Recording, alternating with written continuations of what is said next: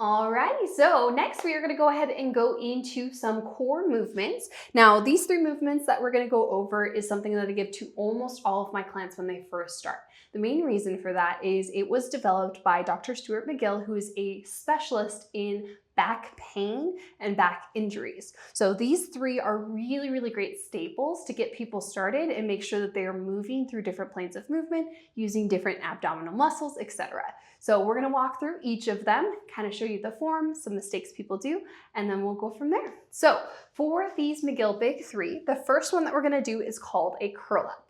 For the curl up itself, what we're going to have you do, Ray, go ahead and extend one of your legs straight, and you're going to keep your other knee bent. Now I have people tell me or ask me all the time, does it matter which knee? The answer is no, not really, right? It doesn't actually make a huge difference which leg you're doing, but if it makes you feel better, you're more than welcome to switch it halfway through. Now, the main reason that we even have this knee bent in the first place is go ahead and straighten both of your legs. As you have both of your legs extended, more times than not, what you do is you actually end up accidentally arching your back just a teeny bit. So by bending that one leg straight, we're rolling the hips underneath because the main goal for this movement is actually to keep your low back on the ground. So what we're trying to do with everything that we're doing is actually push that low back against the ground and engage our abs as much as possible. Throughout all of these movements, most of what we're trying to do is create a nice big brace, have all of your ab muscles engaged in the movement. And then for most of these, we end up doing like a 10-second hold or so. There's a whole series of like a 5-3-1, 6-4-2. Doesn't matter too much, but what I usually have my clients do is 5 or 6 of them with a 10-second hold each. So we may or may not actually hold for all 10 seconds. We just want to show you the form of this. We've got one knee bent, one leg straight, one hand on your abs, and then one hand underneath your low back.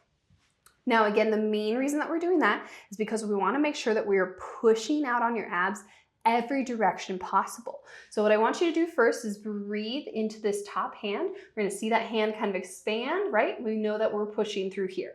Now I want you to do the same thing, right? But can you push into your lower back instead and try to squish that bottom hand? Do you feel that? Cool. So his hips are tucked underneath. We know his back is in contact with the ground because he's actually squishing his hand in between his low back and the ground. So this is a really great way to make sure that you are pushing. Now push both directions, expand your abs as much as you can. And do you feel it pushing into both hands? Yes. Good.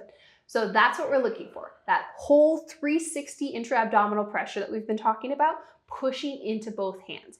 Now, what we're going to do is we're going to engage our upper abs as well. So we're going to pull the head and shoulders off the ground. We're pulling up through those upper abs, and we're making sure that we're continuing to push into both of those hands. This is the position that you're going to hold for 10 seconds. Now you'll notice I'm going to make him hold it a little bit longer because as you hold it, even though this feels super duper simple, you might start to shake a little bit, right? It gets a little bit harder. The longer you hold it, we're not expanding anymore, keep pushing out, and you start to really lose some of that tension in your core. So this is a really great way to practice having that big brace, but still practicing breathing, right? So he's still continuing to breathe through this. Is it starting to get hard? Yes. Yeah? All right, go ahead and relax. Cool. So we want to create that tension, practice breathing so that we're not just holding our breath. That is probably one of the most common things I see in core, right? You just, and then like, you never breathe again. So a lot of people do that because we're holding this, you have to breathe. So this is a really great way to be able to practice those two. So one more time, we're just going to set it up again. Let's go ahead and switch knees just for funsies. One knee bent, one knee straight, one hand on top, one hand underneath. Big brace through the core both directions, head and shoulders off the ground, holding for 10 seconds.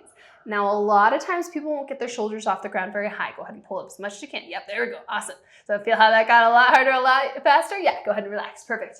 So that's where we want to make sure that we're really challenging ourselves, because what you can do, I'm going to show you the wrong way to do it, is you can pull your head off the ground, but keep your shoulders down. What does that hurt? Your abs at all? No. No? Your neck probably, right? Yes. Yeah, it's really uncomfortable. Go ahead and relax. So that's where we want to make sure we're not just leading with the chin. Yes, the head will come up, but we want to make sure that that's not the only thing that's coming up. So one more time, go ahead and pull the head and shoulders off the ground, pulling all the way up, right? And then sometimes people will lose tension, like if you start to arch your back a little bit and we're not feeling as tight in the core, where your back starts to arch, your hips are down, that's where we don't lose it a little bit. That doesn't feel very good, right? Yeah, good. Go ahead and relax. Cool. So that's what we want to make sure. We're always pushing down into the ground, keeping that back in contact with the ground, pulling the head and shoulders off the ground. And that's our first one, is our curl up. So the next one that we're going to move into is a side plank. So I'll have you face away from me for this one. So when you're getting into a side plank position, like I said, there's a lot of different variations. The one that we're going to do today is going to be your feet are stacked on top of each other. Go ahead and extend your legs straight. And then we have your elbow, perfect, right there. You can use your hand or not, whatever feels better for you. And then what we're going to do is pull your hips up off the ground. So you're going to be only on your feet, only on your elbows. Go ahead. Same basic thing, holding this for 10 seconds, right? So some things that people do pretty often is go ahead and put this arm on the ground in front of you. See how we're kind of closing this shoulder, not quite stacked. Then open it up toward me and try to stack that hand like you did before. This is where we want to be. Nice and open, nice and square. Close your rib cage a little bit. Yep. And then this is another one. This is going to get really hard, really fast. Push your hips forward. Yep. There we go. Good. Go ahead and relax for a second. So a lot of times people will end up sticking their butts back because it feels like it's easier, right? And so we want to make sure that we're rolling the hips underneath and that we're in a straight line all the way from your shoulders down to your toes. Go ahead and do that again. Hips are in line. So we know that from here to here, his shoulder is back, his hips are forward. Tuck your hips a little bit more. Yep, perfect. There we go. And we're in as straight of a line as possible. The other thing that people will do, go ahead and relax for just a second, is that they also don't have their hips in line from the top and the bottom. So this time I want you to push your hips a little too high. Go ahead. This also surprisingly feels easier sometimes. So some people will do this. Go ahead and drop your hip below center. And some people will do this. That starts to happen as you get tired, right? Go ahead and relax. So we want to make sure that we are right in the middle, again, from the middle of your midpoint of your body, from the top to the bottom. So go ahead and go one more time back up to that side plank position. Our core is engaged. We're front to back straight line and then top to bottom straight line. Good. Go ahead and relax. So that's our side plank position. Now this can be difficult, again, if anyone has any shoulder issues, this can be difficult on your shoulder. We'll show you a few different modifications and I'm even gonna show you a progression just in case you're feeling fancy. Do you wanna switch sides? Yes. All right, we're gonna switch sides. Faces. Go ahead and face them again. All right, so first we're gonna do the fancy one. So if you're feeling a little rambunctious and you wanna do a harder version, go ahead and go into your side plank. And then I'm gonna have you lift this foot up. This is a star plank position. So now you're only lifting with one leg basically, way harder, right? Yes. Good, go ahead and relax. And then the modification is actually to go from your knees instead. One of my favorite ways to set this up is actually to bring your feet back instead. Now squeeze your butt forward so that we're still in line. Now, what he just did is very, very normal. Go ahead and put your butt back and your knees forward like you just did. So see how we're not quite in line? A lot of people do this, go up to your side plank in this position, and then we're not really in line, we're not really engaging the glutes, right? So go ahead and come down. But if we have the feet back, if we push the hips forward, then it's the same basic idea, same basic shape as that side plank, except this time we're just doing a shorter fulcrum. We're going from your knees instead of from your feet. So go ahead and push up. Hips are in line, hips are facing forward. We're in one straight line here, right? So that's a really good option as well. Go ahead and relax. Beautiful. Now, the last thing that I want to address in this side plank before I show you a different variation is the shoulder position. I love that you just fixed that because that's a tendency to happen too. Let's go ahead and extend your legs out all the way like we're doing a regular plank. Now put your elbow a little too far away. This is super common. So go ahead and press up. And it's a way for people to not have to work their abs as much because it works their shoulder more. But it's not great. Go ahead and relax. So we want to make sure that that elbow is right underneath your shoulder and we're stacked straight up and down so it's your abs that are working, not the shoulder itself. Now really quick, I'm going to have him do a regular plank position. So go ahead and go on your elbows, on your stomach basically. Yep. Now, the reason I'm having him do this is to show you what muscles we're trying to engage, and it's a little bit easier to see from here. Now, when you're doing the side, we are still working kind of those obliques, right? Go ahead and go up to a plank position. But in the plank, we're tucking those hips underneath like we were just talking about. We're engaging those upper abs. And then what I want you to think about is pulling your elbows to your hips. So crunch all of this. That already make it harder, right? Yes. You have all of that tension, right? That's what we're trying to do on the side plank too. Relax. So now go ahead and do side plank one last time. I want you to think about the same thing. Now we do want those hips to be even, but we still want that engagement. Now it's just on the side instead of underneath. Go ahead. So we're here, hips are low, tight. You feel that? Pulling the Yes. elbows in. There we go. Good. Relax. So that's how we know that they're doing it correctly. Okay. So if for whatever reason a side plank does not feel good for you and you do need a modification, but you still want to work your obliques, relax your top body. You can lie on your head or your arm or whatever you want to do, but just lie on your side. You can do literally whatever you want to with your top body. We're going to extend your legs straight. And this is a side lying double leg lift instead. So this is a really good variation to still work a lot of those side muscles, but not necessarily as aggressive, or if you had shoulder issues or anything like that, as that side plank. So now we're going to try and keep his feet together, but we're going to lift them up off the ground as high as we can get them. So now we're still working these side ab muscles, but we're lifting the legs instead.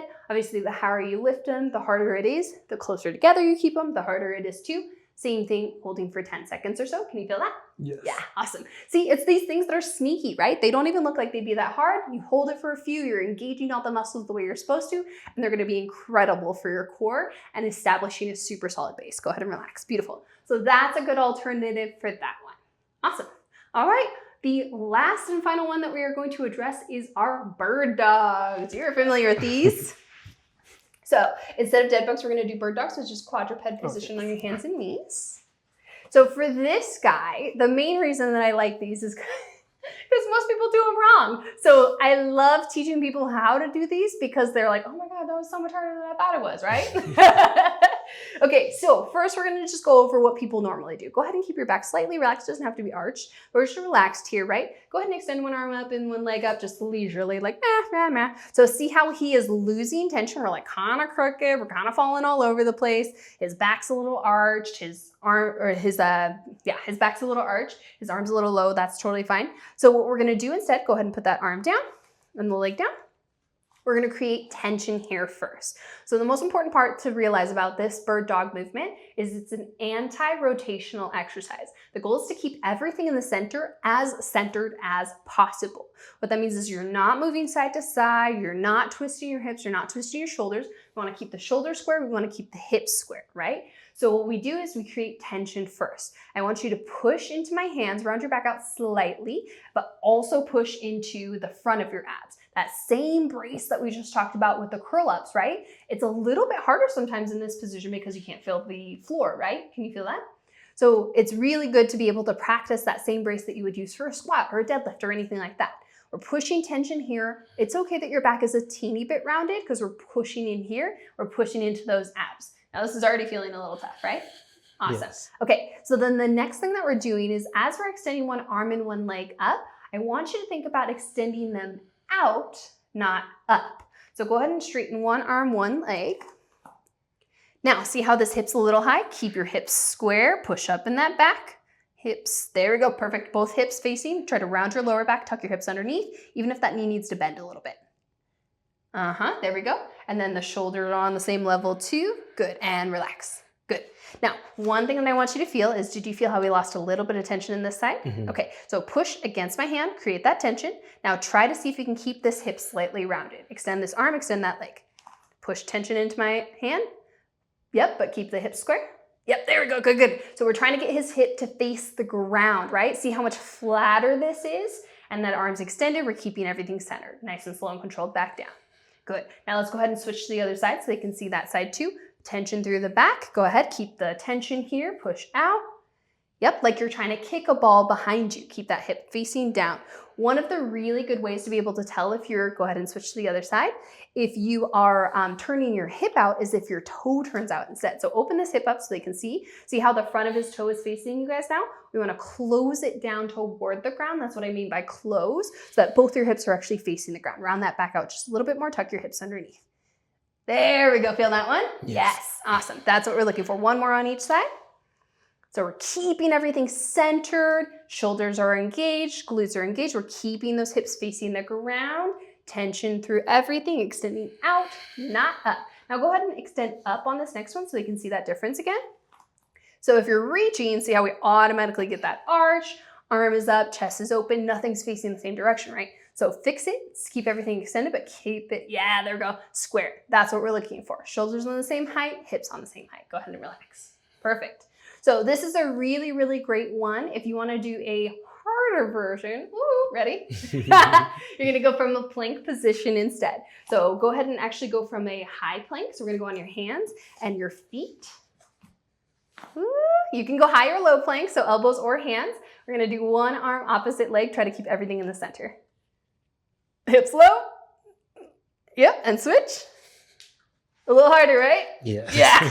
So this is kind of the advanced version. If you guys are feeling fancy, you can totally do that. Go ahead and relax. Awesome. And the modification is if you can't quite do the arm and the leg at the same time, sometimes coordination, sometimes strength, you can do arms or legs. So typically what I'll have people do is start with the legs first. You're going to keep both arms on the ground, but let's just extend the legs. Go ahead.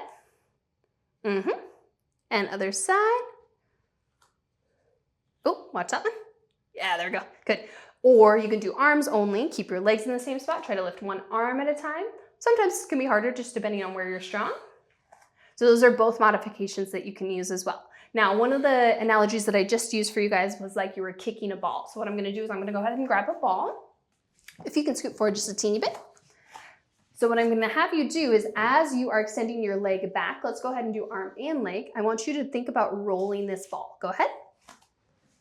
So he's kicking straight back. Good. Go bend. Other side.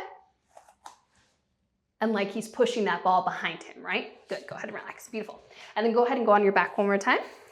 So those are the McGill Big 3. Now, one of the options I did want to show you was going to be a dead bug, which is what you were almost going to go into, right? Yeah. So a dead bug is the same basic idea as a bird dog. So that's why I wanted to show you that one first. This is kind of the graduated version of the curl up. If you can scoot this way just a teeny bit. Kind of the graduated version of the curl up, and it's kind of mixed with a bird dog too, right? So what we're going to do for this one is we're going to put your legs at 90 degrees. Perfect. Hips or knees are right over your hips. This is really, really important because if we're down here, what happens is most of the time we start to arch our back a little bit. And again, our goal is to keep the low back on the ground, just like that curl up. So low back on the ground, big brace through here, arms straight up. And we're going to pull the head and shoulders off the ground like we did in the curl up. Now, just holding this position by itself is already a teeny bit harder than that curl up, right? So that is an option. You can do these where you're just holding. You can do crunches. So go ahead and relax both your arms and legs down and then pull back up. Yep, with arms and legs. Yep. So this is dead bug crunch. Relax down and then arms and legs back up. So that's a dead bug crunch. That's an option too. Or an actual dead bug is just like the bird dog where we're extending one arm, opposite leg. So go ahead and pull everything up. And then we're extending one arm, one leg out, not down, right? So this is where we want to make sure that we're not all touching all the way to the ground probably, just getting nice and close so we can keep that low back and the chest up. Go ahead. Low back on the ground, hips are staying up. And this one gets pretty hard pretty quick, right? All right, go ahead and relax. Now we're gonna make it harder. So this is the last thing that I'm gonna show you guys is with a stability ball. Now, the main reason that I like this as a progression for the dead bug is it causes you to have to squeeze.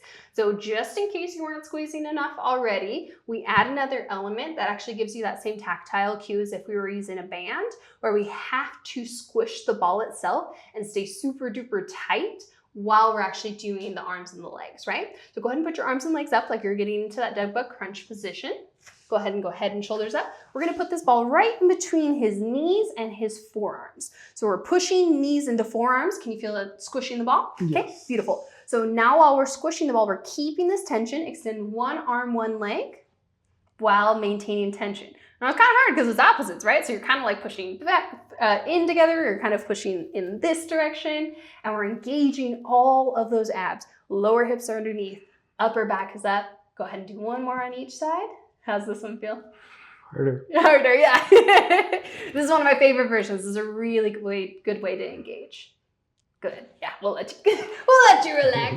All right, awesome. So that is what we're going to show you for today. So again, those McGill Big 3 are the curl ups first, side plank or sideline leg lift if you need to, and then the bird dog position.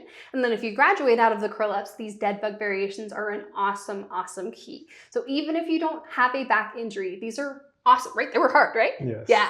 So even without a back injury, they are still difficult if you do them correctly. So just make sure to engage as many muscles as possible. Make sure we're maintaining that brace, keeping that low back on the ground for when applicable, because it's going to make a huge, huge difference in all of your stunting, all of your tumbling, and all of your lifting to make sure that we're really safe and that we're protecting those backs. Thanks so much.